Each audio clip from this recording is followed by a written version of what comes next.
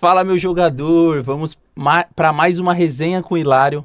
E a convidada de hoje é muito especial. Mas antes de mais nada, eu quero agradecer a cada inscrito do canal. Você que curte, comenta e compartilha. E se você não é inscrito, já se inscreve. Você que é pai de atleta, mãe de atleta, profissional do meio.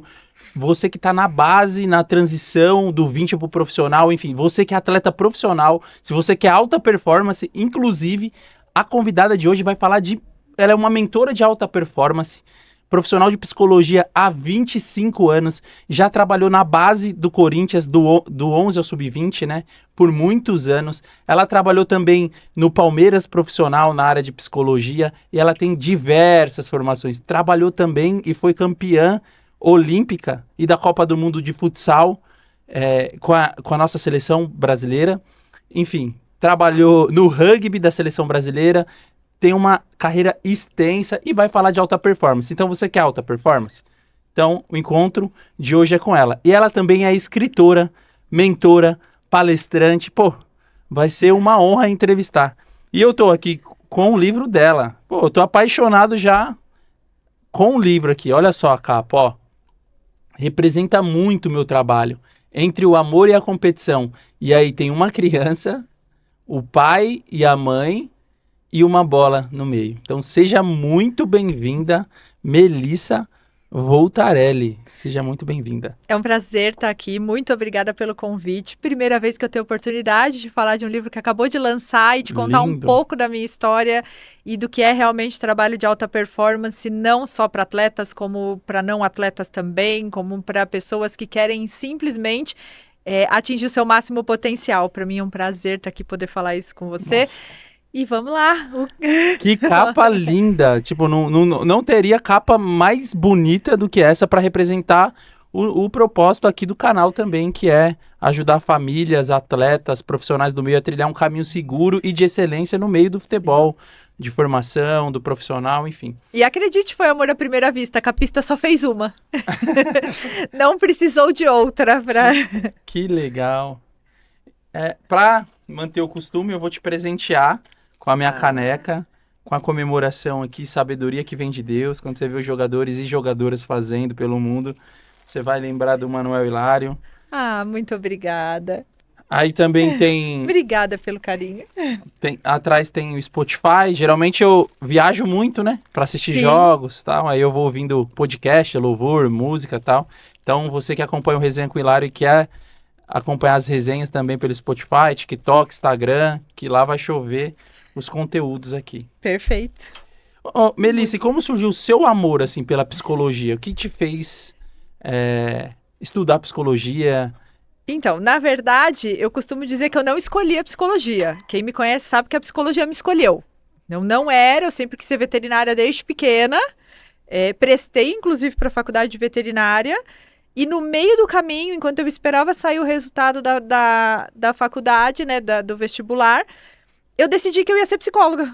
E eu comecei até Quantos conversando. anos você tinha? Eu estava com 17 na época. Aí eu prestei, assim, achei uma faculdade que tinha de última hora ali, prestei, e no mesmo dia que eu recebi a resposta para dar a faculdade de psicologia, eu recebi a resposta da veterinária. E eu escolhi. Eu falei, não, eu quero fazer psicologia. Então, eu costumo dizer que nem foi escolha minha. Eu falo, Deus escolheu a psicologia para que tivesse parte da minha vida. Nos primeiros anos até eu me questionava muito sobre o que eu queria fazer, se era isso mesmo. E aos poucos eu fui me apaixonando e aí eu fui entendendo uma coisa importante. Você tem que realmente amar o que você faz, mas às vezes você não ama de cara. Às vezes você tem que aprender a amar aquilo. E hoje é minha vida. Eu não deixo... E olha que eu tentei deixar, tá? Várias vezes durante a vida eu tentei sair da psicologia. Mas é minha vida, é o que eu faço, o que eu amo fazer, é o que eu sei que eu faço bem. E para mim não tem prazer maior na vida do que poder ajudar uma pessoa a chegar onde ela deseja. Então, assim, para mim poder realizar sonhos acho que o que mais me move. E aí a psicologia me ajuda nesse caminho. Entendeu? Então, assim... Foi uma escolha que eu costumo dizer que veio de Deus. Eu não escolhi ela me escolheu. Entendeu? E nós estávamos conversando ali no bastidor, né? E a gente tem muito tema polêmico pra gente falar aqui. Mas é uma honra te receber, porque a gente vai quebrar cada um deles e vai entrar nos temas polêmicos. Tá com a 10 com a faixa aí? Pode mandar? Não tem problema nenhum, não. Pode mandar. A primeira, tem muita essa briga, coach, psicologia, e a gente estava conversando e você, além de estar 25 anos estudando a psicologia e tudo mais, você também tem formações em alta performance. Qual que é a diferença de um mentor de alta performance para a psicologia? Realmente a psicologia, ela é um adversário do coaching? Como que você enxerga isso? Hoje, para mim, elas se complementam. Tá? Tem realmente, eu inclusive fui fazer a formação em coach anos atrás, justamente para poder entender qual era a diferença. E o coach tem ferramentas que a psicologia do esporte usa, enfim, também para lidar com atletas, mas eu vejo como uma complementariedade. Então, hoje eu sou psicóloga, sim, eu tenho todos os conhecimentos da psicologia, só que desde sempre, desde a faculdade, desde sempre, eu entendia que eu não queria só a psicologia para lidar com doenças, com problemas, tanto que quando eu comecei a trabalhar, às vezes alguns atletas falavam assim, mas eu não preciso falar com você que eu não sou doida. Eu falava assim, ótimo, se você for não é comigo que você vai falar, eu vou te mandar para outra pessoa. E eles não entendiam por quê, porque eu não trabalhava com a parte clínica da psicologia. Imagina que eu comecei há mais de 25 anos atrás, então imagina que a psicologia ainda era realmente voltada para tratamento de algumas desordens. Então era muito difícil você entrar num caminho e falar, não, a gente vai cuidar de saúde. A gente vai falar de performance, e era o que mais me encantava, poder mostrar para eles que a psicologia não era falar de doença, não era resolver um problema, mas era encontrar soluções para aquilo que eles poderiam criar. E aí eu comecei. Então, já na faculdade, eu brinco que eu criava polêmica, porque eu não queria falar só de doença, eu queria poder falar também de como eles iam conquistar alguma coisa, de como eles iam se transformar na pessoa que eles precisavam ser para ter aquilo que eles queriam. E aí eu fui estudando.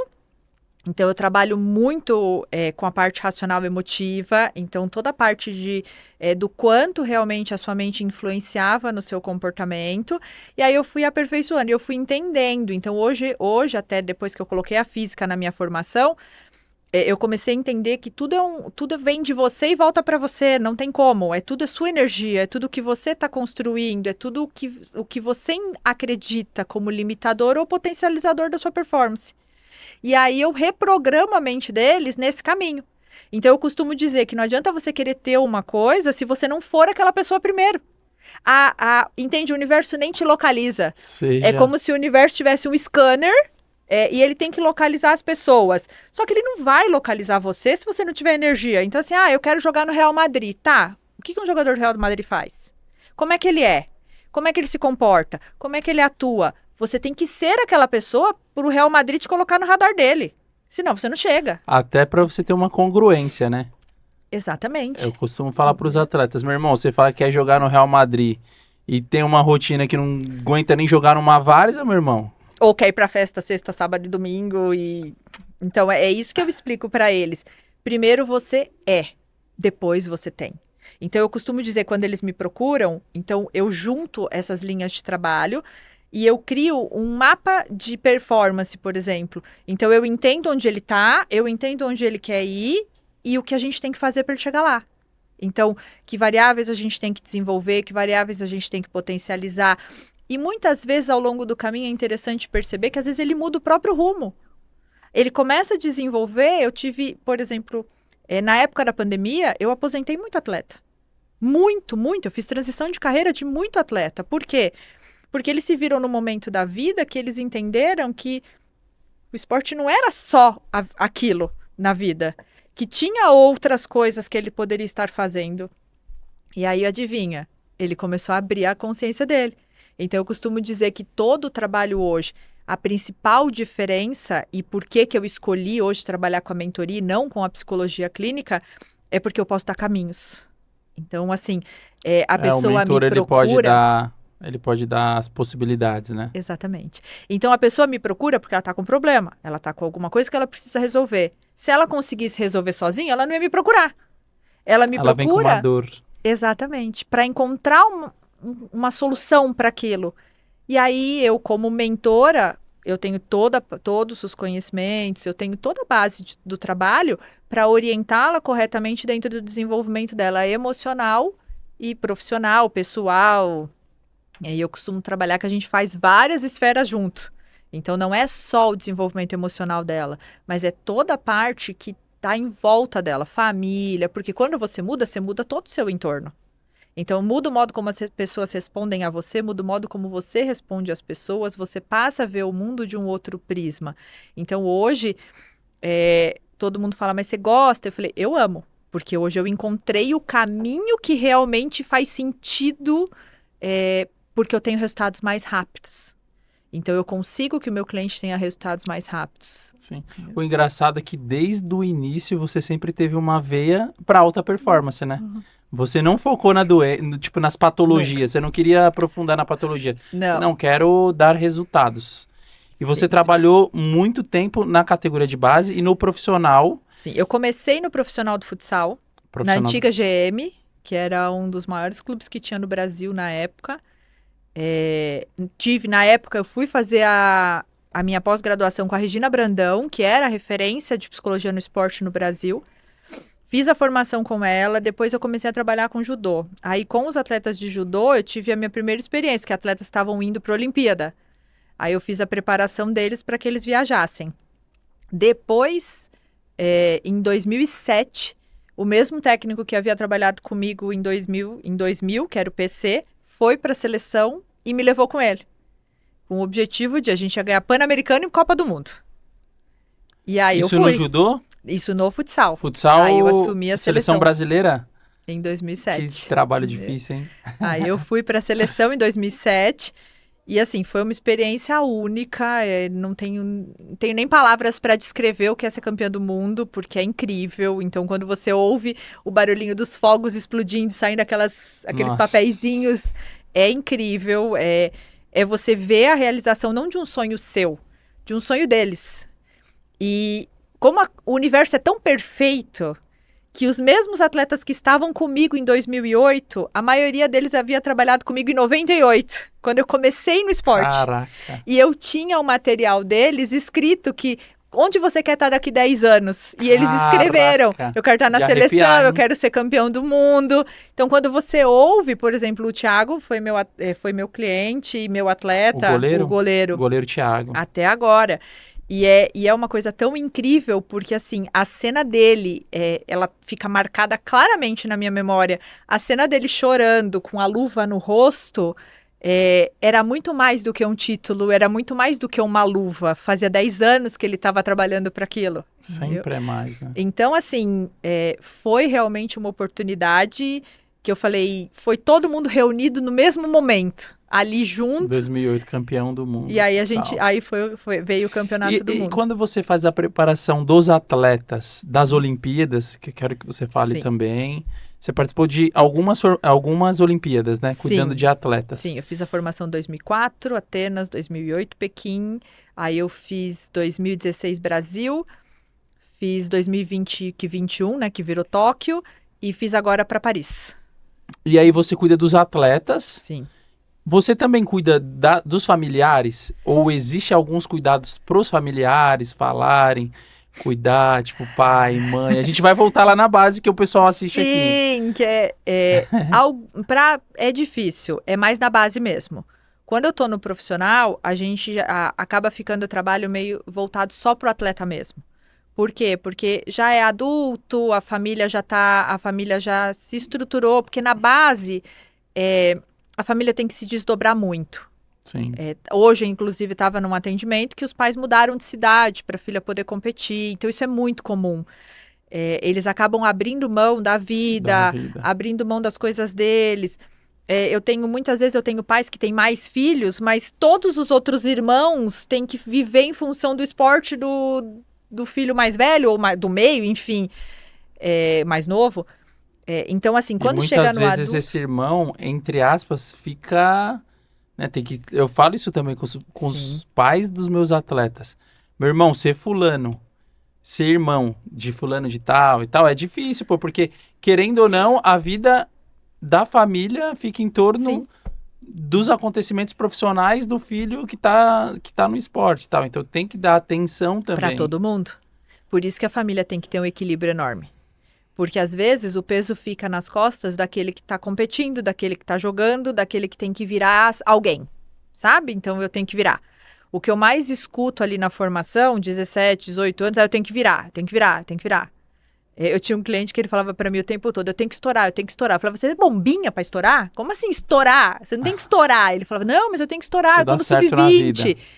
Mas é essa pressão que eles carregam de ter que estar, de ter que gerir toda a família, de ter que levar, sabe? Poxa, minha mãe abriu mão de uma série de coisas para eu poder estar aqui, meu pai.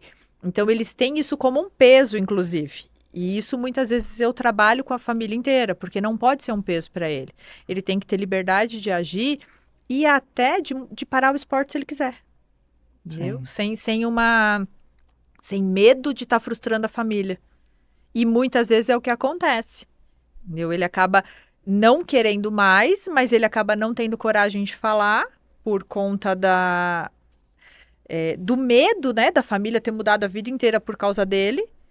E muitas vezes ele vai indo, sabe, até se machucando. Nossa, tem muitos pontos pra gente trabalhar aí. Por exemplo, o que eu vejo na base, tá? Que eu acompanho. Sim. O pai, mudando de cidade ou não, ele deixa de viver a própria vida pra viver a vida do filho. Sim. E que eu acredito que é um erro. Eu falo, pô, total. Vai viver a sua vida. Vai cuidar da sua vida, pô. Sim. Para de sofrer em triplo, deixa o garoto, vai fazer um inglês, Sim. vai fazer uma natação, vai fazer uma dieta, vai trabalhar, deixa o garoto ser, entende? No Corinthians eu vi pai aposentado com 40 anos porque o filho chegou no sub-15 do Corinthians. Pai aposentado. Ficava o dia inteiro no clube. Isso é comum. Isso é comum. Entendeu? Isso é realmente comum. E é interessante porque, acredite, é mais uma característica do futebol do que dos outros esportes. Nos outros esportes, eu falo que os atletas se sentem até mais... Os outros esportes, eles não têm o aporte financeiro e como é no futebol, se o menino ele é uma promessa. Não. Mas eu já vi muitos casos do menino ser uma promessa no 15 e não consolidar no profissional. E aí o pai que ficou esses 6 anos parado lá. Como é que você explica para um pai? Eu ouvia muito isso. Sub-9, sub-10, sub-11. O pai falando, não, meu filho é um craque, meu filho tá... Aí eu falava para ele, espera, porque ele ainda vai crescer, ele ainda vai ter um estirão, ele vai ficar descoordenado, ele vai ter que meio que reaprender tudo. Isso é natural, é do corpo humano, o menino cresce muito rápido. Então ele vai descoordenar, ele vai ter que começar de novo. E você não sabe se o menino com 10... vai ter sucesso com 15 e nem se vai ter sucesso com 20. Você não tem como saber. Eu tenho muitos atletas que na trajetória deles, com 15, 16, ninguém dava nada por eles, mas que estourou no 20. E depois virou profissional. Em compensação, eu tenho muito atleta que era top de linha. Seleção brasileira a vida inteira na base. Mas que de repente não foi. Por quê? Porque não é uma questão... por que deu errado? O que a gente fez de errado? Porque aí o pai começa a se cobrar. Então, aí ou culpa o filho, ou culpa ele mesmo. Mas, às vezes, uma pergunta que eu sempre faço, você quer ou seu filho quer? Porque, na maioria das vezes, o filho só quer porque o pai fica feliz porque ele está fazendo. Mas o filho não quer.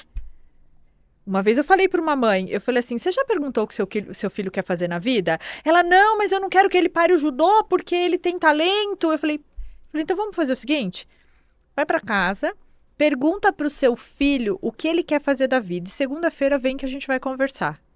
Segunda-feira essa mulher chegou chorando. Aí eu falei, o que aconteceu? Ela fez assim, eu nunca pensei que meu filho quisesse ser médico. Eu falei, pois bem, seu filho quer ser médico, eu já sabia. E ele tá me pedindo para parar, por quê? Porque ele sabe que ele vai ter que estudar para passar numa faculdade que é muito difícil. Eu tive um caso assim no futebol, o garoto tinha 16 anos e ele ia alojar para um time importante e que esse time explodiu depois, só que a mãe não deixou. Porque o sonho da mãe é que ele não fosse profissional, que ele ganhasse a bolsa dos Estados Unidos. Sim, para estudar. Para estudar, aí tudo bem. Aí daqui a pouco vem um menino que estava lá nos Estados Unidos 7 anos para profissionalizar aqui no Brasil, tá hora, nossa... Mas o menino tava lá, eu falei assim, você já perguntou pro seu filho o que ele quer? Exato. E ele queria ser profissional aqui no Brasil, ele não queria ir pro... É que às vezes Manuel, os- assim, então, escuta o seu filho. Essa é uma questão. Só que às vezes eu entendo o lado dos pais, porque eles também tentam acertar de todas as formas. Eu entendo, até eu escrevi o livro por causa disso, porque eu ouvia eles me perguntando, mas se eu tá certo, tá errado, faço isso, faço aquilo, mas se eu fizer isso, o que que vai acontecer? Mas se eu também não fizer isso, o que que vai acontecer? Então, assim, eu sinto que eles também eram e são ainda muito desamparados. Eles não sabem, eles estão. Então, assim, você imagina o seu filho, que é o amor da sua vida, que você tem de mais precioso no mundo, ele quer uma coisa, você quer que ele viva aquilo. Entendeu? Então, às vezes, você acha que abrindo mão de tudo e deixando ele viver aquilo, você tá fazendo um bem para ele. Às vezes não tá. Entendeu? Às vezes não tá. Às vezes ele tá ali só porque é um jeito que ele reconhece que os pais o amam. Então, eu sempre Pelo que falo, ele faz. não pelo que ele é, entende? Então, eu costumo dizer que todos, e tem uma pesquisa, inclusive nos Estados Unidos, que eu ponho no fim do livro, que diz isso mesmo. As crianças preferem que os avós acompanhem eles nos jogos e não Que os legal. pais. Por quê? Porque o vô geralmente não faz pressão nenhuma. E ele Só vai lá só curte o momento. Isso, É entende? isso. Ele só vai curtir, porque avô, ele não tá preocupado se o menino vai ganhar, não vai ganhar. Ele só quer ser avô, Ele só tá se divertindo junto com o menino. usufruindo. E o ponto mais difícil, por exemplo, é a volta da criança para casa depois que ela perde um jogo. É o momento que eu costumo dizer que se ele pudesse, ele voltava dentro da mala dele. Por quê? Porque é o momento que no carro ou o pai vai reclamando, ou o pai vai perguntando, ou o pai vai falando. E às vezes ele só quer ficar em silêncio porque ele não entende o que aconteceu ali. Ou ele perdeu, ele tá bravo, ele quer É que... o luto Dele, daquela partida entendeu? ali. Só Vai que ter às que ter vezes- agilidade, mas Pois é, pô, o mas é cara no tempo tá- dele. é, Só que aí você entra no carro e seu pai começa a perguntar, ou falar, ou sua mãe. Você entende? é. É difícil. E mesmo que se for fazer, tem que fazer com técnica, né? Uhum. O que sentiu, o que achou. Se o garoto der Até eu essa dou uma abertura. lista de perguntas. Que Tem bacana. uma lista de perguntas. Ó, Faz as perguntas. faz as perguntas, as PPS, perguntas poderosas de sabedoria. Poderosas, exatamente. É essas Entre mesmo. o amor e a competição, a arte de ser pai ou mãe de atleta. Melissa Voltarelli. Ó, mostra aí, Gui, a capa. De novo, vale a pena, hein? Apaixonei pela capa. Tem tudo a ver. Eu viralizei um corte no Instagram que eu coloco um placar assim, ó. Pai, nesse placar aqui, quanto que tá? Você abraça seu filho, sai pra comer uma pizza sem falar, passeia, etc. Em contrapartida, você compara o seu filho com outro atleta, você fala o que ele tem que fazer no jogo, você xinga juiz, você... Aí eu trouxe um cara aqui do São Paulo, ele falou assim, já tá 10-1, irmão. Pronto. Já perdeu de lavada. Mas tem até eu acho engraçado, porque às vezes eu falo assim, gente, o filho de vocês está ali dentro, mas tá vendo vocês aqui fora? Vocês são modelo para ele. No tênis é muito comum, às vezes eles fazerem um ponto ou perderem um ponto e olhar para fora para ver o pai ou a mãe. E assim, qualquer gesto, bufa, balança a cabeça, fica nervoso, isso desestabiliza a criança lá dentro. Então, às vezes eu falo, imagina que tem uma parede que você tá jogando e tá tudo fechado, você só tá vendo o seu adversário e a bolinha. Por quê? Para ensinar eles essa técnica de imersão, tipo assim, fecha você no seu mundo. Imagina que não tem ninguém ali, tá só você. Então, imagina, uma vez uma mãe falou assim para mim, eu preciso te perguntar uma coisa. Eu falei, que coisa? O que meu filho desenha no chão da quadra quando ele entra pra jogar? Eu comecei a rir, eu falei assim, você nunca perguntou pra ele? Ela falou assim, não, eu respeito porque ele falou que era uma coisa sua e dele. Aí eu falei, ele desenha uma carinha sorrindo. Que legal. Aí ela, uma carinha sorrindo? Eu falei, porque quando a gente começou a treinar autocontrole, ele ficava muito estressado, ele começava a errar demais. E a gente começou a treinar... Ele era atleta de tênis? De tênis. Oh. Quando a gente começou a treinar, eu ensinei a ele técnicas de autocontrole, mas eu precisava que ele se lembrasse delas no meio do jogo. E imagina, uma criança de 10 anos na época, nervosa, dentro de uma quadra, sozinho, tendo que contar ponto, tendo que fazer tudo, porque eles têm que fazer tudo. Eles contam ponto, vantagem. Então, imagina ele tendo que controlar, ele não vai lembrar dos exercícios que eu ensinei para ele. Então, eu criei um gatilho. E aí ele desenha a carinha no chão, porque toda vez que ele vai sacar, ele vê a carinha, ele lembra daquilo que a gente ancorou. E aí esse menino jogou, ano passado, retrasado, eu não sei que ano que jogou. Mas ele chegou a jogar o da Austrália, não é o Open da Austrália, mas ele chegou a jogar na Austrália, ele jogou nos Estados Unidos, ele joga tênis até hoje, ele é esporte profissional. que a parte mental é individual, é você contra você mesmo o tempo inteiro, ponto a ponto. Entendeu? E assim, você pode estar ganhando e perder, você pode estar perdendo e ganhar, você pode estar ganhando de 5-0 e perder de 7-5. E tomar virada, Entendeu? Não pode se concentrar. Então, você tem que ficar o tempo todo ali. Então, você imagina, você pega crianças que começam com 7, 8, 9 e vai indo. E é só ele na quadra. Não tem um árbitro para pontuar se a bola foi dentro ou fora. Eles controlam tudo. Eles contam, eles dão vantagem, eles chamam o árbitro quando acham que a bola foi fora. Então, você imagina a responsabilidade. Desde cedo, né? Desde cedo. Melissa, vamos para tema polêmico. Ah. Não, mas você vai tirar de letra. Mas aconteceu isso com um atleta de um clube grande aqui em São Paulo, que eu trabalho 100% com jogador, de base profissional, né? Sub-20 e tal e tudo mais. E eu acredito que você sofreu muito preconceito. Você falou que começou a trabalhar com psicologia do esporte em 98. Meu irmão, se hoje, em 2025, as pessoas falam e ainda assim tem preconceito de fazer, acha que, enfim, procura só quando tá no banco de reserva, na lesão, enfim. Mas o que acontece? Teve um atleta meu que foi e abriu uma situação pra psicóloga do clube. O que aconteceu? Ele falou, irmão, impossível, irmão. Eu tenho certeza absoluta que a psicóloga foi falar pro meu treinador, porque só tinha eu e ela na sala, e tudo que eu falei pra ela, ela deve ter falado pro meu treinador, e o meu treinador ficou ali me judiando 3 semanas falando e tudo mais. Não tem a ética da psicologia que impeça, ou porque a psicóloga tá representando o clube, ela pode fazer esse leve trás, que eu não acredito. Então, aí vem algumas polêmicas mesmo, porque o esporte ele tem uma característica diferente e ele tem a ética exatamente igual à ética da profissão da psicologia. Só que existem algumas coisas que o psicólogo entende que ele precisa dividir com o técnico para que o atleta tenha uma melhor performance, por exemplo. Então, em alguns momentos, acontece, eu ouço muito isso. Eu ouço muito isso de clientes meus. Inclusive, eu te falei, quando a gente estava lá fora nos bastidores falando, eu te expliquei que quando eu fui para o Pinheiros, eu fiz uma separação. Eu ficava atendendo os clientes, todos os atletas separado, eu não tinha contato com técnico nem comissão técnica, e eu tinha uma equipe de psicólogo que ficava dentro das equipes, que era para trabalhar com demandas de jogo, desempenho. Então, por quê? Porque as informações que eles tinham dos atletas eram informações voltadas para performance, para que o técnico recebesse as informações que ele precisava para ele gerir melhor a equipe dele. Só que toda a parte de trabalho individualizado subia comigo para ficar lá em cima, para não ter problema do atleta falar, contou pro técnico, porque você eu não tinha contato com comissões. Porque eu já ouvi, o que você está me contando não é a primeira vez que eu escuto. Eu já escutei, inclusive, vários clientes meus. Eu tive, inclusive, uma situação que um deles falou assim, mas como que o técnico sabe? Eu disse, porque eu falei. Eu falei.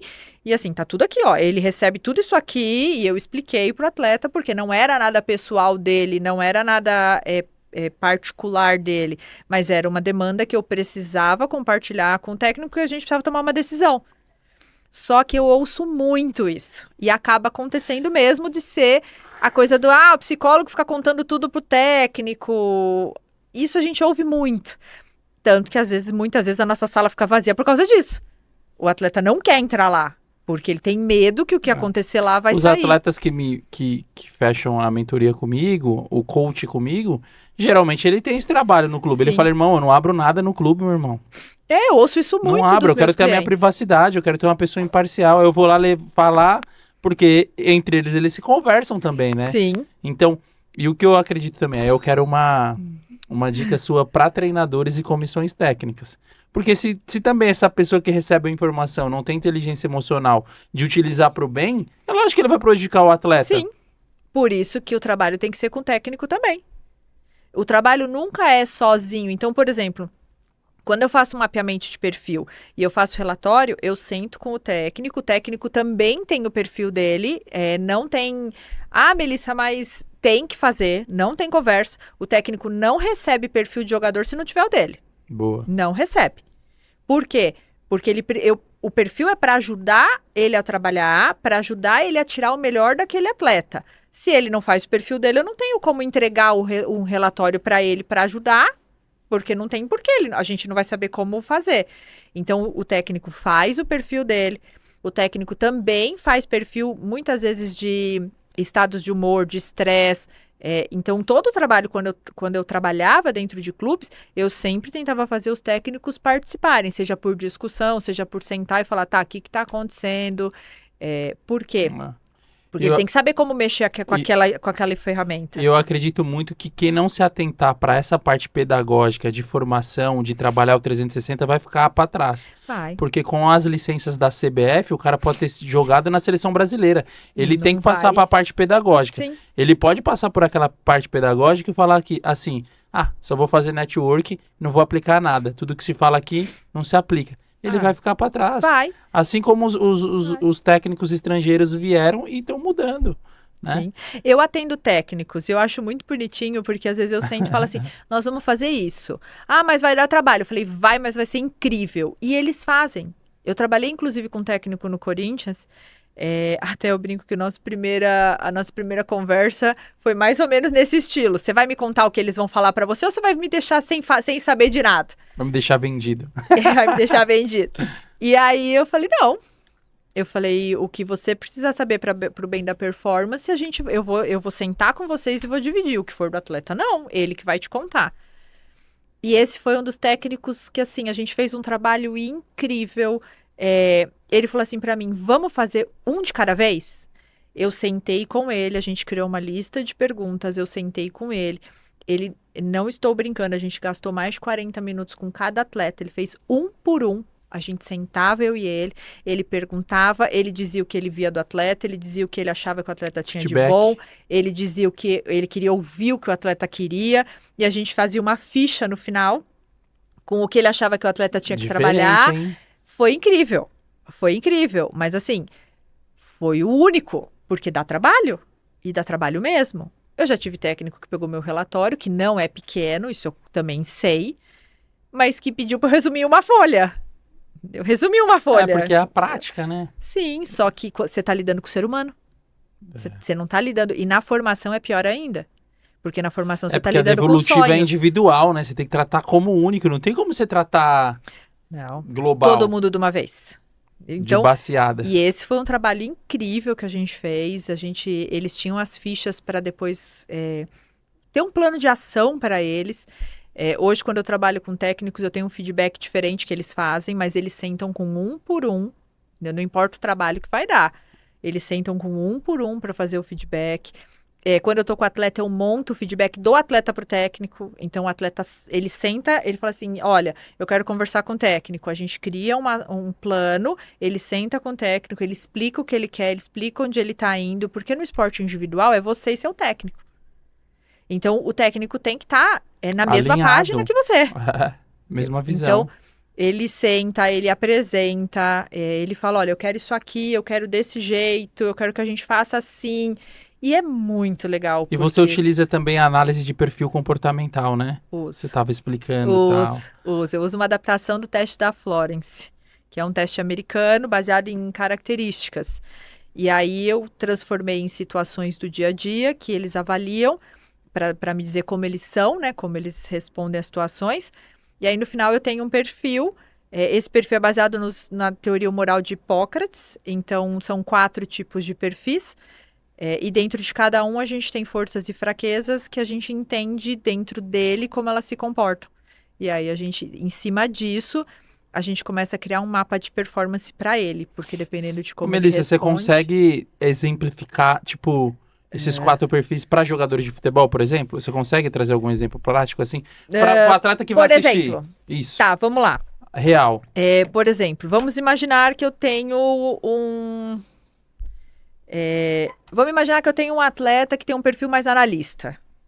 E esse atleta sei lá, é um ponta, um atacante, um centroavante, um meia avançado, enfim, ele joga lá na frente.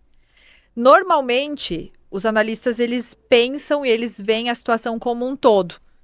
Então, eles analisam ela como um todo, eles entendem como ela funciona para tomar uma decisão. E eu preciso de alguém lá na frente que tome uma decisão rápido. Se eles erram uma bola, por exemplo, é uma tendência muito grande eles ficarem se culpando, se julgando, eles levam muito tempo para voltar, porque eles ficam tentando entender como... Agilidade emocional. Eles ficam tentando entender por que eles cometeram aquele erro, eles se culpam demais. Então, eu preciso fazer ele entender que ele precisa desenvolver características que coloquem ele numa ação mais rápida em situações onde ele vai se cobrar. Mas, por exemplo, se eu tiver um goleiro com o mesmo perfil, eu vou ter realmente um goleiro que vai conseguir ver o jogo inteiro como um todo, antecipar as situações e ajudar a equipe a linha, pelo menos, se defensiva. organizar, entende? Então, assim, eu durante muito tempo, eu ouvi assim, tá, mas vamos contratar gente só do perfil X ou Y. Aí eu dizia assim, vamos contratar só X ou Y. Mas sabe o que vai acontecer? Quando a sua equipe começar a perder, eles vão se matar dentro de campo.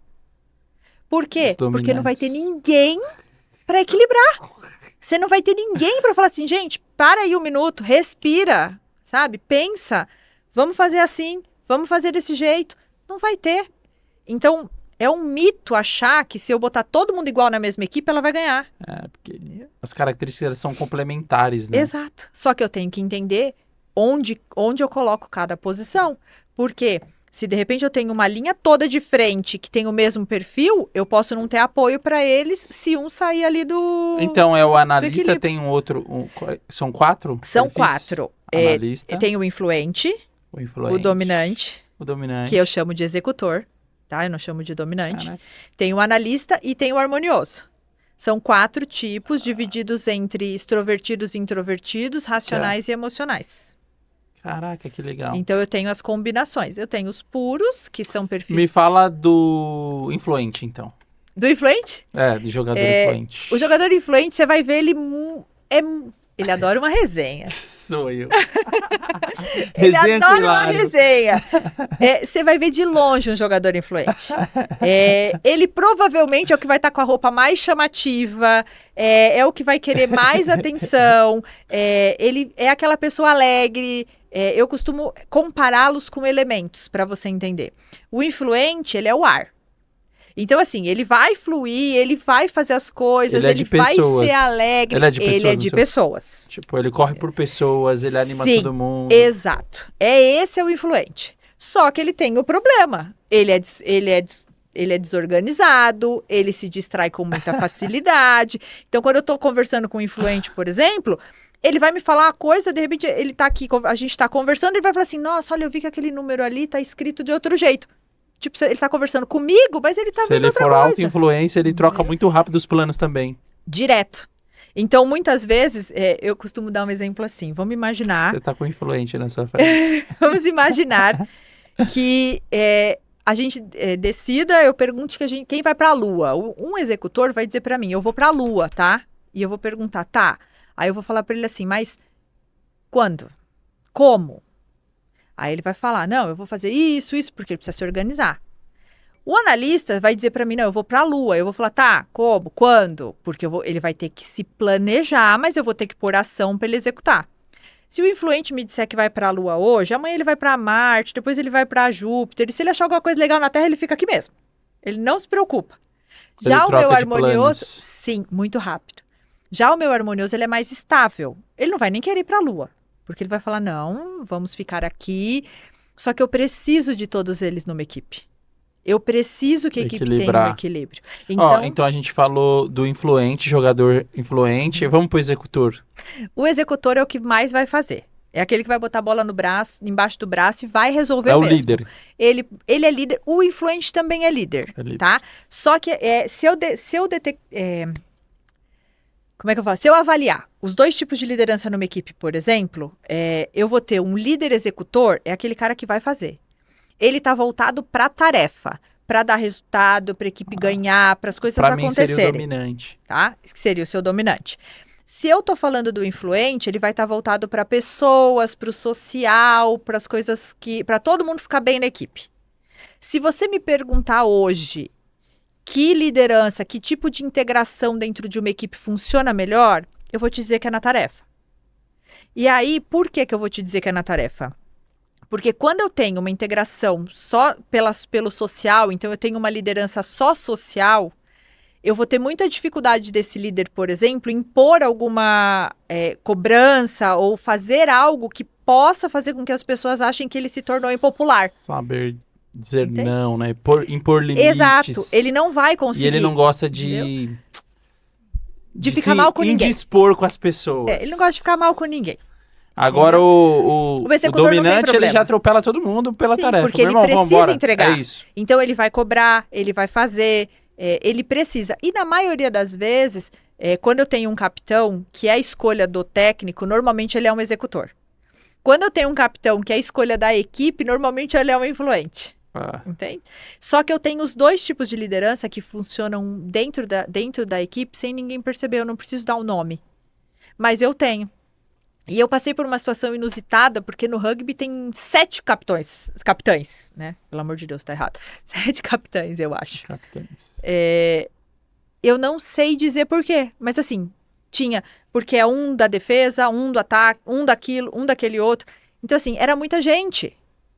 Então, muitas vezes a equipe, ela não consegue entender. Aí eu tive que entender como o esporte funcionava. Eu tive que fazer eles me explicarem. Até, desculpa se eu errei a quantidade de capitão, mas é que era muito. Porque funciona assim.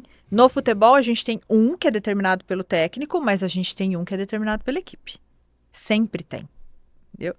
É só você prestar atenção na formação da equipe. E aí você vai entender por onde você consegue agregar todo mundo. A gente ficou devendo, então, o harmonioso, né? Harmonioso. Um jogador harmonioso, como que é a característica psicológica e comportamental dele? É que eu costumo dizer que eu quero comigo no centro de um furacão.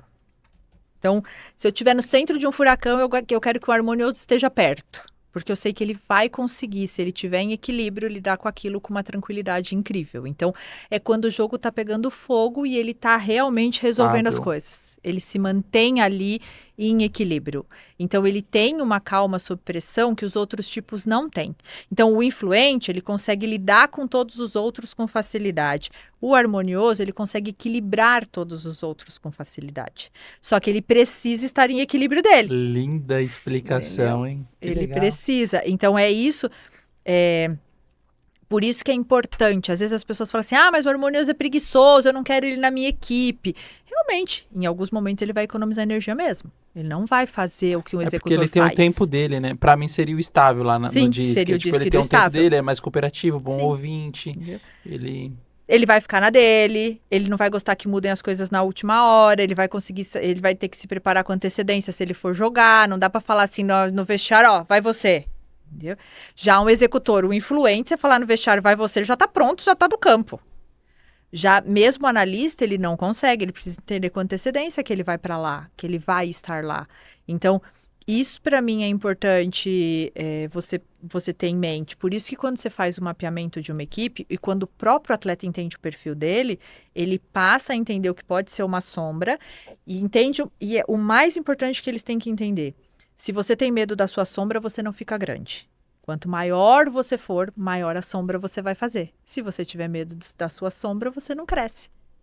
Então, você precisa entender qual é a sua sombra para você agregá-la à sua luz. A sombra seria as suas fraquezas. O perfil que você precisa melhorar. O influente organização. Foco. Ele precisa aprender a dizer não. Ele precisa aprender que não vai ser todo mundo que vai gostar dele e ele precisa não sofrer com isso. Então, ele tem que ter um compromisso maior. O executor é a autoridade. Ele precisa aprender a lidar com a autoridade. Respeitar a hierarquia. Respeitar a hierarquia. Quando ele é contrariado, ele precisa realmente entender o que está acontecendo, porque ele não gosta de ser contrariado. Então, muitas vezes ele acha que o caminho dele é o mais... Como ele acha que o caminho dele é o mais rápido, ele não aceita fazer o caminho de ninguém. Ele acha que tem que ser pelo dele. Então, muitas vezes, quando ele é contrariado, eu brinco que ele faz birra. Faz sabe? biquinho. Ele faz birra. Filhinho Entendeu? mimado da mamãe. Aí você vai ver sair Cara do no campo 20 jogando parece o sub-7, camisa. pô. Ah, mas eu falo que juvenil não é juvenil. Eu tenho muito adulto juvenil. Tenho muito jogador profissional que é juvenil. Mas Se é não isso. se entende, a saída é pra dentro, Sim. meu irmão. Entendeu? Então, assim, vai sair jogando camisa, fazendo bico, chutando garrafa na chegada do banco. Entendeu? Vai explodir Sim. porque não sabe gerir suas emoções. Exatamente. Só que o grande segredo de tudo é o autoconhecimento. O que liberta a gente é o que a gente sabe da gente mesmo. Se eu sei quais são as minhas forças, se eu sei quais são as minhas fraquezas, eu sei onde eu posso ser atacado, eu sei como agir, eu sei. Como se adaptar antes. E esse é o verdadeiro desenvolvimento. Isso é a inteligência emocional. Pra tirar o melhor de si Sim, e do que é próximo. o verdadeiro conhecimento. Você tem que conhecer você Colocar mesmo. em prática. Exato. Não é só saber, eu sou teimosa. Ai, que bom pra mim, né, que eu sou teimosa. Eu sei que eu sou teimosa, mas assim, tá, o que eu vou fazer com isso? Esse daí é o analítico, que é o teimoso? Não, é o executor, que é o seu dominante. É o executor. Então vai, então volta. A gente falou do influente, Do influente, do executor. do executor, do analista e do harmonioso. Qual que é a sombra do O analista? analista é o perfeccionismo. Como ele busca a perfeição, ele se julga muito severamente. Normalmente, os analistas, eles se colocam objetivos muito elevados. O que faz com que eles se julguem muito severamente. Então, muitas vezes, eles paralisam, não é nem porque eles não sabem fazer, mas é porque eles se colocam objetivos intransponíveis e como eles têm que ser perfeitos, eles não entregam. Eles param. Nos meus cursos de formações, era normal encontrar pessoas que tinham feito 20 cursos de desenvolvimento humano. Não, porque eu vou lançar minha mentoria, eu vou atender pessoas, eu vou fazer acontecer. Não vai. Já tinha... Eu falei, mas o que tá impedindo? Eles mesmo. Eles não, mesmo. eu tô esperando fazer o próximo curso pra estar pronto. Falei, começa. Melhor feito do que perfeito. Faz. Esse é o influente. Não, o analista nunca vai fazer isso. Você usa essa frase pro analista, ele morre infartado. Só que aí ele deixa... Fica 2 anos lá planejando escrever um livro, ou fazer uma palestra, ou atender um jogador, e fica lá no mundo da perfeccionismo. Não, porque tem que enquadrar, tem que fazer. Meu irmão, mas esses são eles. Faz, depois melhora, meu irmão. Nunca. Essa frase, melhor feito que perfeito, eles querem sair do corpo quando eles escutam. Porque não, se não for perfeito, não vale a pena ser feito. Essa é a frase deles. Por isso que você tem que ensinar eles a diminuir essa necessidade, a diminuir. Às vezes eu falo, bota o sarrafo um pouco mais baixo para saltar. E aí, quando você começar a saltar mais baixo, vai aumentando gradativo, para você se sentir confiante. Então, assim, ao mesmo tempo que eu, por exemplo, tenho que movimentar a energia de um harmonioso, eu preciso criar situações onde o analista se permita. Sabe? Onde eu falo, vai! Eu tenho um trabalho que eu faço com atletas, que eu faço com os analistas, e eu falo para eles assim, ok, durante uma semana, uma vez por dia, você vai fazer alguma coisa que eu sei que você não faria. Então, você vai ir numa banca de jornal comprar uma revista que você nunca leria. Você vai assistir um filme que não é o seu gênero preferido. Você vai escolher uma comida. Da zona de conforto. Coisas simples que para eles são muito difíceis de fazer. Só que quando ele começa a se permitir, ele vai longe. Eu tenho uma cliente agora, vai para o Mundial de Natação. Estou extremamente feliz, assim, foi algo incrível que ela acabou de fazer. E eu brinco com ela, que eu falo, você vai ter sempre o pé no chão, mas eu vou botar sua cabeça nas nuvens, você vai se permitir sonhar. Que às vezes o analista não se permite sonhar, porque ele é muito real, ele é muito racional, é muito de dados, muito científico. Entendeu? Então é o que vai perguntar por que o tempo inteiro. Se eu falar pra você, vamos fazer o seguinte, se a gente bater 2 palmas, dar 2 piruetas, a gente vai conseguir melhorar a performance. Você vai dar... Entendeu? O analista vai falar assim, mas qual a relação das palmas com a pirueta? Não, ele vai me perguntar qual a relação. Cadê o artigo científico disso? Eu vou te contar uma história, posso? Lógico. Eu tinha um cliente, não era atleta, mas é porque é só pra você entender onde eles vão. E eu falei pra ele, olha, eu acabei de fazer um curso de física e tenho uma informação, porque ele era DJ, então ele trabalhava com música, ele sabia de frequências. Eu falei, eu vou te dar a informação, porque ela é muito importante dentro da sua área, é algo que vai ser incrível. Eu falei, tem uma pesquisa Mas eu não sei de onde. Eu não sei dizer. Eu ouvi no curso da minha professora e eu tô falando para você porque eu achei relevante.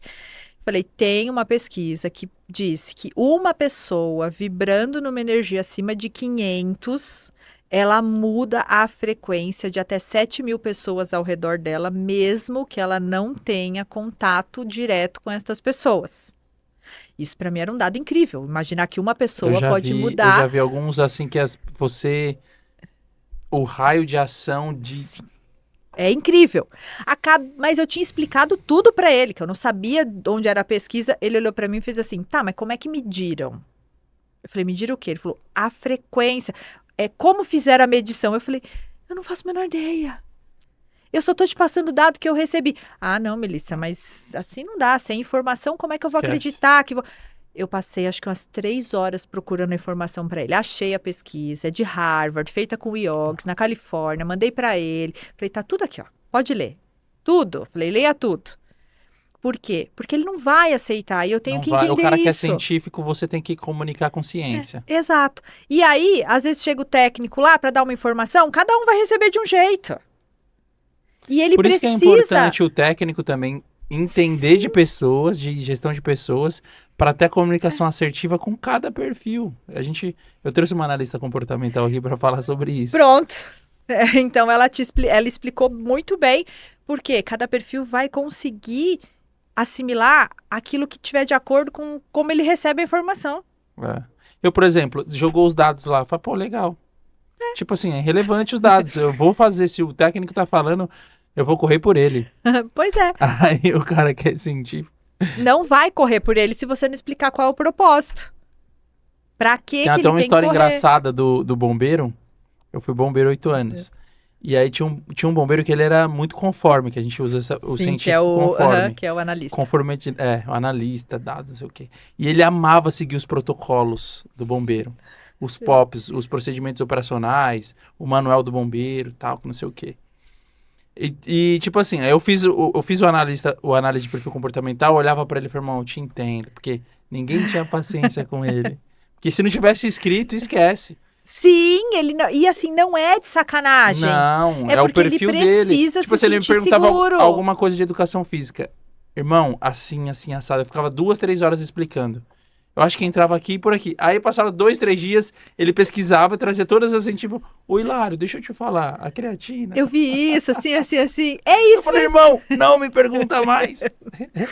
Ou outra vez eu falei assim, ô meu irmão, cara, se for cair um muro na nossa cabeça, o que você vai querer? Explicar pra sua mulher morto que você morreu porque você tá seguindo o protocolo? Ou você saiu correndo e se salvou?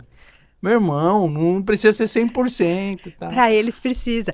Eu entrego o relatório de perfil Então, pros mas aí o atletas. perfil... O bom da análise de perfil comportamental é você se adaptar de acordo com a necessidade do jogo, E aí da você vida, passa... do bombeiro. Isso. É isso. Você passa a entender o pulo do gato.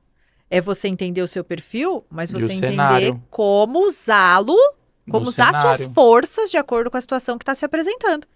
Sim. Por quê? Porque tem situações que eu vou ter que desenvolver características novas. Eu entrego o relatório de perfil, tá? O influente diz assim pra mim, eu falei, você leu? Ele falou assim, eu vi os gráficos. O executor fala assim, eu dei uma olhada por cima, só no que me interessou ali, porque eu vi uns dados interessantes, eu li aquilo ali, mas o resto eu não li não. O Direto. analista vem com checklist. Vai confrontar, Ele pôs tudo no papel. vai ticar. E ele vai sentar Vai comigo discordar. para falar daquilo, para falar o que ele concordou, o que ele discordou. O harmonioso vai falar assim: não vi, não, você mandou onde? Entende? E eu já tô acostumada. É assim Sim. que eles funcionam. E é justamente por isso que eu trabalho. Porque para viver em alta performance, você tem que equilibrar as suas 4 essências. Todo mundo tem um pouquinho de cada um. Todo mundo. E a gente, quando entra em equilíbrio, quando a gente desenvolve, não é que a gente perde o nosso preferencial. Aquilo que a gente tem predominante, a gente vai ter a vida inteira, é o que vai mover a gente. Só que a evolução permite que você desenvolva os outros tipos e se torne mais assertivo no seu convívio com as outras pessoas. E até com você mesmo. Sim. Só ficou faltando o harmonioso. A sombra do harmonioso. A preguiça. A preguiça? A preguiça. A preguiça. De sair de sair. A preguiça. Entendeu? No nosso É a sombra no dele. nosso É estabilidade. Sim, Estável. que é o estável. Isso. A sombra de um harmonioso sempre vai ser a procrastinação e a preguiça. Porque como ele, eu falo que ele economiza energia, então é aquele cara no campo que você vai ouvir o técnico sempre dizer pra ele assim, precisa de mais intensidade. Um pouquinho mais de sangue. Esse é um harmonioso. Só que eu explico pros técnicos uma coisa importante. E ele É não muda a fácil. fisionomia também. Não, você tipo, não tá sabe. ganhando, tá perdendo, você não sabe o que está passando na cabeça dele. Na final da Copa do Mundo, quando eu estudei a Espanha, para entender, porque a gente provavelmente chegaria, óbvio, na final com a Espanha de novo, já tinha perdido 2 finais da Espanha. E eu estudei a Espanha para entender o que era. E assim, eles têm uma característica que nós latinos não vamos ter nunca. Eles estão ganhando de 3, estão perdendo de 3, eles estão do mesmo modo. Eles estão jogando do mesmo jeito. É uma Os característica... croatas na Copa do Mundo agora era incrível, porque eles estavam perdendo de 1-0 pro Brasil, eles não mudaram a tática deles, pô. Sim. E acharam uma bola no erro do Brasil, Pra que empatou e foi. Né? Então, assim, a gente sente muito, mesmo os espanhóis ainda tendo eu falo que um sangue mais quente do que os outros europeus, é diferente da gente. A gente faz um gol e é uma coisa absurda, a gente toma um gol e é uma Euforia. coisa absurda, sabe? É na mesma intensidade. Não tem fez o gol, ok, comemora, mas não, é demais, sabe? Vai demais. Aí toma o gol, sente demais. Não tem um equilíbrio, e eles têm. Entendeu? Você vê os europeus de um modo geral... eles têm uma estabilidade São maior mais dentro frios. de... Sim, entendeu? Mais Então, isso centrados. faz diferença, tá? Então, você tem que levar isso em conta, que é no seu desenvolvimento dentro de uma equipe. Ela tem que ser mais estável. Por isso que a presença de um harmonioso é importante. Sim. Melissa, vamos falar pra pais de atletas. Você me deu uma dica no bastidor lindo. Eu tô olhando pra capa do seu livro aqui, tô apaixonado. Qual é o seu melhor conselho para um pai e pra mãe de atleta aí que tá na base do sub-11 ao sub-20? Eu sempre digo para eles não se cobrarem tanto. E para eles entenderem e curtirem a jornada com os filhos dele.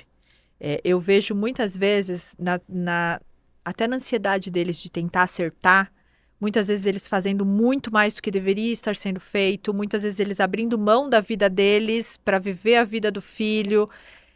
Então eu sempre falo, não se cobre tanto. Entenda que você também vai errar. Entenda que nós somos seres humanos imperfeitos e você é um pai em construção. Você não nasceu sendo pai e mãe, você está se construindo. E o esporte tem exigências diferentes ao longo da vida. E uma das coisas que eu percebo é justamente isso.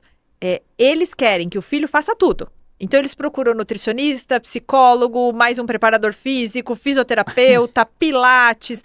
A criança, além do esporte, faz 355 coisas para ajudar o esporte. Só que ele, como pai, tá sozinho. Ele não tem com quem falar, ele não tem com quem dividir as angústias deles. Eles não entendem que o que eles sentem, todos os pais sentem. Eles têm. Os outros pais que estão na sentem competição a mesma coisa. e que às vezes... Que só tá jogando gasolina na fogueira. Porque os outros pais estão sentindo a mesma coisa que eles. Por quê? Porque eles precisam entender que muitas vezes quando eles encontram um equilíbrio, o filho deles performa melhor. Vão equilibrar também. Então, assim, eu tenho pais incríveis. E que eu tenho muito orgulho realmente de trabalhar com eles e de ter trabalhado com eles. Em compensação, eu tenho pais que me deram um trabalho gigante de eu ouvir. Eu não vou continuar bancando meu filho se ele não virar ninguém. Então, me diz se ele vai virar ou não vai virar alguém. Aí eu falei assim, oi, como assim? Como que se controla isso? Não, e assim, agora virei Nostradamus, né? Então, agora eu sei, não tem como. Porque eu posso prever, sim, eu posso ter uma previsibilidade, mas eu tenho que levar em conta várias variáveis. Eu não posso afirmar que ele vai querer fazer isso até o resto da vida. Eu não posso afirmar se mesmo com todo o desenvolvimento dele, ele realmente vai chegar onde ele quer. Eu não posso afirmar que isso vai acontecer. E um pai perguntando isso de uma criança de 13 anos? Como?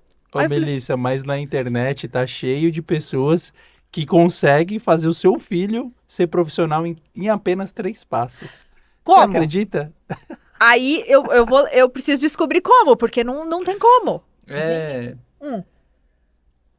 Eu costumo falar que é 3 milhões de passos. E o que você falou foi muito legal, porque eu tava conversando com o pai. conversando com o pai, eu falei, irmão, eu faço análise, o scouting, né? Sim, Estudo- dos jogos. Scout comportamental, tático, técnico e tal. E eu falei, pô, a única coisa que eu vejo que falta pro seu filho é nada. É tipo um pouquinho mais de saúde, dormir Sim. mais, descansar. Tipo, o básico, bem feito. Sim. Um pouquinho mais de saúde, tipo, hidratar bem, dormir às 8 horas, Que é uma tríade. tomar. Eu escrevi pra ele a tríade do atleta: estímulo com intensidade, que é o treino, Treino. alimentação, e sono. suplementação e quantidade de água, Sim. os nutrientes, as vitaminas e a água necessária ali para aquele dia, e as 8 horas de sono. Repete, que você faz repetidamente, Sim. vai acontecer naturalmente. Mas o sono é tão importante quanto o treino, quanto a alimentação, quanto a hidratação. Porque eu falei pra ele, eu vou passar ele numa nutricionista agora pra ver os nutrientes e as vitaminas. Eu falei, não, eu acho que é só dormir que ele tá precisando. Aí, beleza. Quer dizer, pega o caderno aí. Me fala aí como que tá a semana do atleta. Aí ele falou, eu falei, como é que tá de segunda a domingo? É uma loucura. Quando que ele para? Nunca. Aí ele falou, aí ele me engasgou assim, não tem nenhum dia de descanso. É esse o ponto. E é isso que eu quero que eles entendam. Não é assim que ninguém performa. Eu falei, descansar também é treino. Só que os pais não entendem. Então, eles têm uma horinha vaga, eles botam no Pilates. Pra ter flexibilidade. Ele bota não sei onde. Mas tem que fazer nutricionista. Faz um mês, eu conversei com a mãe de um dos meninos que eu Porque aí atendo. é questão até de paciência consigo mesmo, né? Com o processo, respira. Aí é que tá. Todo mundo quer que o garoto com 13 anos já seja, sei lá, o Messi, Cristiano Ronaldo, Neymar. Os clubes querem também. Entende? Porque a força no sub-13 ganha jogo. Entendeu? Sim. Do 13 ao 16, até os meninos ali, uns meninos com 13 anos Já são muito enormes. mais fortes que eu, por exemplo. Sim, já são enormes. Não que eu seja lá um Hulk, E aí, de repente, é isso que eles não entendem. O menino com 13 anos, ele se destaca porque ele cresceu antes. Ele ganhou força, tem mais força antes. Só que com 16, 17, ele já não para faz todo mais. Mundo. Ele já não faz mais. E aí? Aí ele já não vai pra onde? Ele já não vai mais pra lugar nenhum. Então, você entende? Ele para ali, porque ele não vai crescer mais. Ele vai ganhar mais um pouco de força, mas ele já tá igual a todo mundo. Aí ele vai ter que ir aonde? Na parte técnica, na parte tática, no como ele vai se destacar. Então, o que torna você diferente no meio de tanta gente que tá querendo a mesma coisa? E o que torna você diferente é realmente a sua luz. É o que você tá fazendo como propósito. Porque é o que faz você ser diferente dos outros. Agora, eu quero jogar bola. Eles falam assim pra mim, eu falo, tá, o que você quer? Ele fala assim, eu quero ser um jogador famoso. Eu digo, ótimo, eu quero a paz no mundo. Agora vamos em algo que a gente realmente consiga construir. Por quê? Porque o que é um jogador famoso? O que é realmente ser um jogador famoso? Eu, graças a Deus, nunca tive essa resposta. Ai, que bom. Eu já tive várias. Eu já tive várias vezes. Entendeu? E se tiver, toma voadora. Não, tô brincando. Tô brincando. Eu já tive várias online. vezes. Mas não dá, né? Então, pois é. Então eles estão seguros. Carrinho. Mas isso eu ouvia muito. Eu quero ser um jogador, sabe? Hoje... Legal, tudo bem. Mas o que ser é um isso? jogador famoso é uma consequência de um bom trabalho. Então, mas aí é Se que ele tá. se tornar famoso, O que é famoso? hoje em dia, O que é ser um ele jogador famoso? lesionou, ele já vai ser esquecido nas redes sociais, porque não é mais nem jornal, é TikTok, Não, Instagram. exatamente. Não é nem aposentar. Não. Ele machucou, vai ficar... ficou 3 meses Pronto, fora, ele já perdeu. a rotação já mudou. Sim, já é outro que tá no lugar dele. Só que você imagina isso, o que acontece com eles. Agora, imagina o que acontece com os pais deles. Por quê? Porque o pai tá fazendo de tudo pra ele chegar em algum lugar. E aí vem isso. Aí, às vezes, acontece uma lesão. Às vezes, acontece do técnico pôr no banco. Não tem como controlar. Assim, eu falo muito pra pais aqui. E eu sempre oriento essas partes, mas eles estão de parabéns porque... Pô, eu, por exemplo, minha mãe e meu pai não teve a oportunidade de me levar, é a conquista Sim. da família inteira. Sim. Mas é só de você não se anular para viver o sonho do seu filho. Exatamente. Pô. Você não vai anular a sua vida profissional, não. E nem deve. pessoal, conjugal. Porque eu tenho muitas pessoas que colocam tudo em risco. Eu tenho pessoas que se aposentam com 40 anos para viver a vida do filho. Só que não é saudável para ninguém. Para ninguém. O então... Leandro Castan falou isso aqui no primeiro podcast. Então. Seja um pai dos seus filhos. Exato. Independente se ele tem 15 anos e ele ganha um dinheiro, não importa. você é o pai do seu filho. É esse Você o ponto. continua sendo o pai do seu filho. Ainda que você traga o mantimento. Mas você é o tudo pai bem. da hierarquia. É isso. Por quê? Porque o que não pode é perder a referência. Você é pai e mãe. E como pai e mãe, além de amar, você tem que educar. E você tem que entender que, assim, seu filho vai ter uma vida dupla, porque ele vai ter escola e treino. Ele vai ser cobrado nos dois mundos. Só que muitas vezes, por exemplo, eu vejo mães que deixam o emprego, por quê? Porque tem que buscar o filho na escola, levar o filho no treino. Às vezes o filho treina em outra cidade, aí tem que fazer, aí tem 2 filhos, tem que levar para um, tem que levar para o outro. E de repente eu vejo uma mãe extremamente cansada, que não dá nem, não consegue dar atenção, que se desligar. frustra porque no final das contas ela não conseguiu fazer tudo que ela queria. Entende? No final das contas, ela olha para tudo aquilo e aí ela fala: "Poxa, não deu, sabe? Faltou". Só que não é. A criança só quer poder. Uma coisa importante que eu até pus no livro: a criança, ela faz uma transição extremamente rápida do atleta para o filho. Então, ela faz uma transição rápida do que aconteceu ali e ela quer que os pais também façam, porque quando ela sai, ela só quer a mãe dela.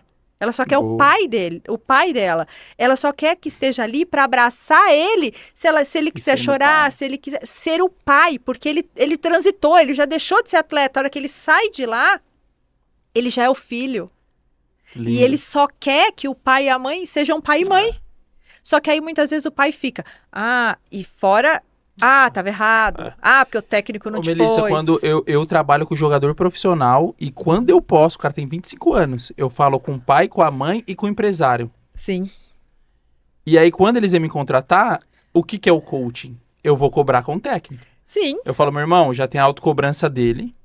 A mãe, geralmente a mãe, ela já tem um instinto materno, ela já ama, Sim. ela já protege, ela já Sim. valida, ela já mima. Sim, Isso é muito bom, quem tem esse Sim. privilégio. Sim. Top. Agora o pai, ele já perde o vínculo de pai, ele já perdeu. Então eu falo, meu irmão, ele já tem a autocobrança dele, do treinador, da torcida, do diretor, de Tudo. dar certo. Você tá me contratando agora pra eu cobrar ele com técnica e com sabedoria, mas Então você entende? você pode ser o pai dele? Não fala, não, mas... Então, peraí. Você pode ser o pai dele, elogiar, validar, porque já tem eu pra cobrar. E Exato. E o mundo inteiro para cobrar, dependendo do nível que ele tá jogando. Eu tive um jogador, quando eu trabalhei no Palmeiras, profissional, o pai dele, inclusive, era empresário dele. Ele me ligou e fez assim: "Você Nossa, proibiu o difícil. meu filho de assistir..." Porque entre as emoções do pai e empresário, meu Deus. Aí ele falou assim pra mim, ele me ligou e fez assim: "Você proibiu meu filho de assistir programa esportivo?" Eu falei: "Proibi." "Como assim? Ele precisa saber o que tá acontecendo, o que estão falando dele." Eu falei: "Estão falando alguma coisa boa dele?" "Não, mas ele precisa ouvir porque é assim que ele vai crescer." Eu falei: "Não, assim só tá machucando ele. Ele não precisa ficar ouvindo todo santo dia isso. Ele não vai ouvir."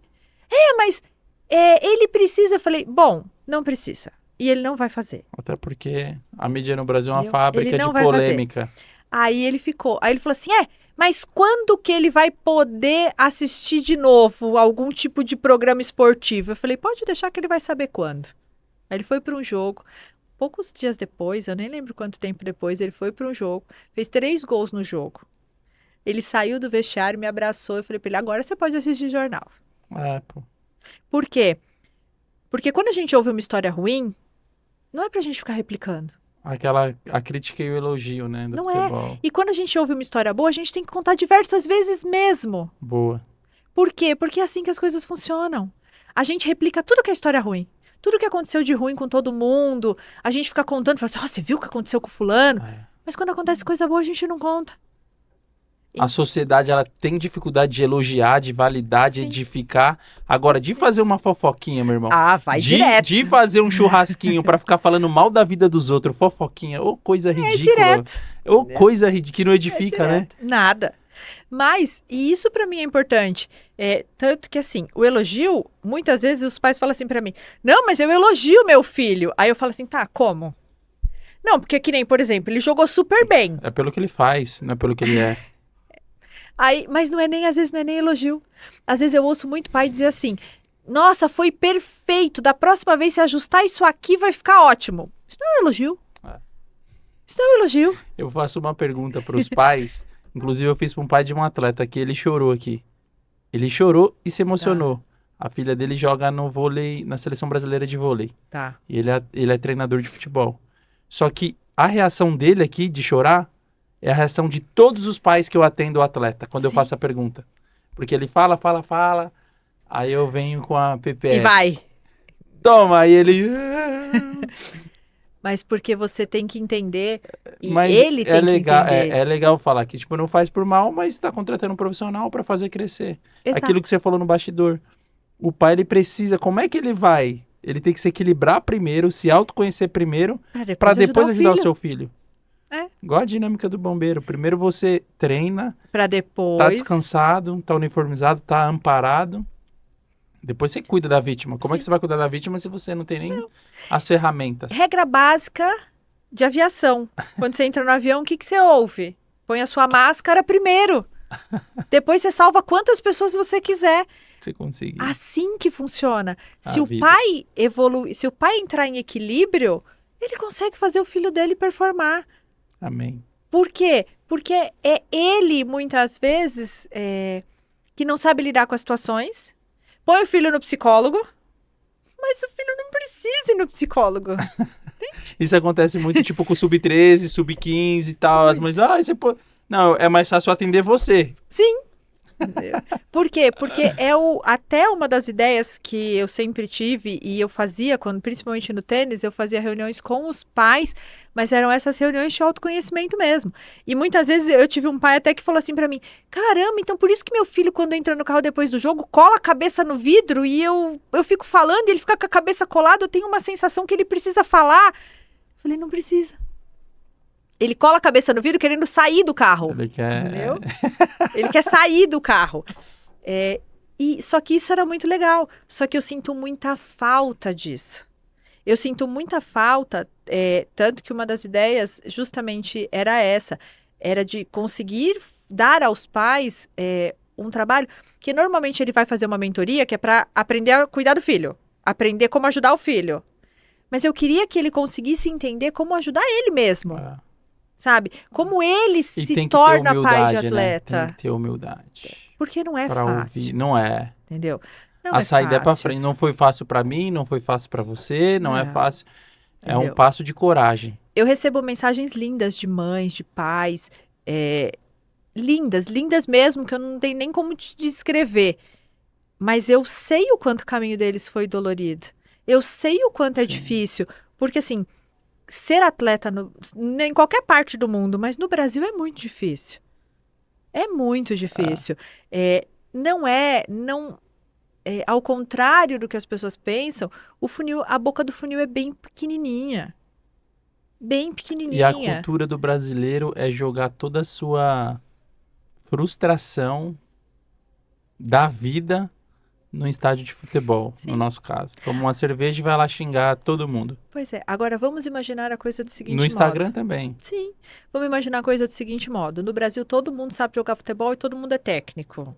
Coitado da criança, concorda comigo? Sim. Todo mundo vai dar palpite. Sim. Agora, se ele escolher fazer esgrima, eu duvido que todo mundo vai dar palpite. Entendeu? Porque ninguém sabe como funciona, ninguém sabe como vão funcionar as marcações, ninguém sabe como é... Eu fui treinador 8 anos, eu falava isso pros atletas. Falo, pô, se cair alguém aqui, fraturou, tá, o bombeiro vai vir aqui. Alguém vai ensinar o bombeiro a trabalhar? Não. E se ensinar, prepare-se. Não. E por que aqui eu, como treinador, todos os pais... Todos os pais acham que podem te ensinar, porque todo pai é treinador, todo pai é pai, e às todo vezes pai até é eles torcedor. sabem, mas naquele momento é questão de hierarquia. Quem é o professor do momento é aquela pessoa. Sim. E aí, por isso, um dos meus, assim... Eu vou falar desejo, mas um dos objetivos é que realmente os pais consigam entender que eles também precisam desse apoio. Que eles também precisam entender assina embaixo. Como lidar com isso... como ter um filho atleta é muito difícil. É muito difícil, é muito desgastante. E você tem que saber lidar com isso. E com as suas próprias emoções, porque assim, que pai que gosta de sentar... Mas tem muito atleta que ele desiste do esporte por conta do próprio pai, tá? Sim, tem. Isso é normal, principalmente por volta de 13, 14 anos e depois quando vai pro sub-19. Ali por volta dos 18, quando ele já é maior, que ele fala, agora chega. São as duas idades mais ou menos de corte, 13 e 17. que são as idades que cortam mais. E, normalmente, o maior índice de abandono é por pressão de técnico e de pai. Entendeu? Só que eu também entendo que muitos pais não fazem isso de propósito. Eles fazem porque, assim, poxa, meu filho quer, então eu vou fazer de tudo para ele ter. E eu sei, imagina o pai sentado na arquibancada, vendo o filho dele trabalhar 4 anos para nadar 1 minuto, 59 segundos, 24 segundos. Você entende? Ele vê o filho trabalhar 4 anos da vida para sentar ali e, de repente, ver 5 minutos de uma luta. E não saber se vai ter a segunda luta. Sim. Então, isso emocionalmente é muito difícil. Porque é seu filho, tá ali, você acompanhou tudo aquilo, você ficou sem dormir, Uma vida de renúncias. E aí ele tava lá 5 minutos. Às vezes ele só teve 5 minutos, porque às vezes só teve uma luta. Às vezes ele só teve 1 minuto na piscina. Então, isso eles precisam de estrutura. E eles se cobram muito. Porque aí eles acham que eles que estão fazendo errado. Ou peso. Que sabe, peso que pra eles família. pressionaram. E se eles entenderem que é só eles levarem as coisas com mais leveza. Que é só sentar e apoiar. E apoiar se quiser fazer e apoiar se quiser sair. Ô, Melissa, então, para aproveitar, eu vou querer sua mensagem final. Se você quiser, você utiliza a sua câmera aqui. Para atletas, para pais de atletas e para profissionais. De todas as áreas. Sim. Futebol, eu vou puxar a minha sardinha, né? Futebol. Futebol. Mas pode ser de atletas, mas essa questão de autocobrança, Sim. de autocobrança pós-jogo, enfim. Para pai, para profissionais e para atletas. Vai Tudo lá, na mesma mensagem? dá seu show. Na mesma mensagem? Eu acho que tava indo caminhando, você tava falando para atleta. Então começa Sim. atleta pai e profissional por último. Tá. Eu vou falar pra você. Pode ser para mim. Tá, então vou falar pra você. O que eu mais quero, e assim, o meu maior objetivo, isso é pra tudo, não só pra atleta, e eu vou falar uma mensagem que vá pra tudo. O meu trabalho hoje é permitir que as pessoas consigam expandir a sua consciência para atingir o máximo potencial que eles têm. Então, hoje, o que eu mais peço para todos eles é se permita ser quem você é. Não queira ser melhor do que ninguém, não queira ser mais do que ninguém, queira entender o quanto você pode ser bom naquilo que você está fazendo. E isso para tudo, seja para pai, seja para profissional, seja para atleta. Para mim, o mais importante é que eles entendam que ao buscar o melhor deles dentro deles, eles vão ser o melhor que eles puderem ser. E isso, para mim, é a maior vitória que alguém pode ter na vida. Afinal de contas, o nosso propósito aqui é evoluir. E se a gente consegue fazer isso, a gente atinge o nosso propósito de vida. Então, isso, para mim, eu acho que é a mensagem mais importante que todos eles têm que entender. Sejam quem eles puderem ser. O melhor que eles puderem ser. E não o melhor que ninguém. Que aula! Muito obrigada. Muito obrigado, Melissa Voltarelli. Eu que agradeço. Apaixonado pelo livro, com certeza eu vou ler. Sim, com muito espero carinho. que você goste. Não, foi uma aula. Inclusive, eu vou ouvir isso aqui, esse nosso podcast, no Spotify quando estiver voltando de jogos. Muito bem. Vou assistir, vou ouvir, na verdade, né? Vou assistir no YouTube, vou fazer minhas anotações. E se você quiser, faça o seu perfil para você conhecer dentro do meu perfil, dentro da minha análise, qual é o seu perfil. Vai ser outra aula. Faço com o maior Expandir prazer. ainda mais os Faço. conhecimentos. Muito obrigado por ter vindo. Foi uma honra. E tenho certeza absoluta que vai ajudar muitos pais de atletas, profissionais e atletas. Foi um prazer estar aqui, Muito obrigado realmente. pela aula. Muito obrigado pelo convite, foi um prazer. Primeiro podcast da minha vida. Nossa. Estou realmente muito orgulhosa de estar aqui. Foi camisa 10. Muito obrigada. Capitã. Obrigada. Muito obrigada, viu? Fala, meu jogador! Esse foi o Resenha com Hilário de hoje, com Melissa Voltarelli, psicóloga do esporte e mentora de alta performance. Foi uma aula em que, inclusive, eu aprendi muito.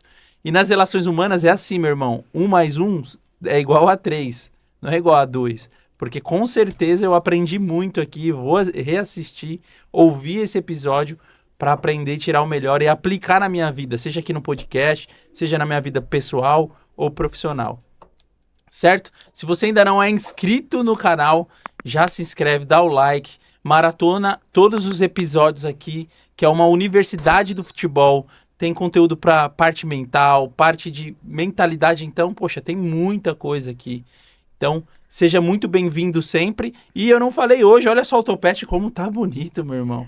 Falar do meu patrocinador aqui do canal, Dr. Vlásios Marangos. Eu fui lá esses dias lá, semana passada, na verdade, do lado do Parque do Ibirapuera, Champions League, Série A, assim, lindo, lindo demais a clínica dele lá.